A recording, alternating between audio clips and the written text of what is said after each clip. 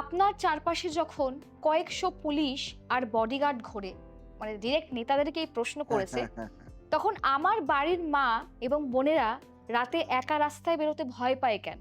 আপনার নিরাপত্তা যদি জনগণের টাকায় হয়, তবে জনগণ কেন অসুরক্ষিত থাকবে? অসাধারণ প্রশ্ন। দারুণ প্রশ্ন করেছো গো, স্যালুট তোমাকে। এটাকেই বলে সচেতন নাগরিক। ইয়েস, আপনার কুষ্টিতে মানে কুণ্ডলিতে মঙ্গল মানে কি নিরাপত্তা, এবং শনি মানে কি সাধারণ মানুষ, রাহু দ্বারা বিচ্ছিন্ন। একে ভয় ভীতি যোগ বলে। যখন নেতার মঙ্গল কেবল নিজের স্বার্থে কাজ করে, তখন প্রজারা অনিরাপদ বোধ করে। জ্যোতিষ বলছে যে রাজা প্রজাদের রক্ষা করতে পারে না, তার দণ্ড একদিন নক্ষত্ররাই দেয়।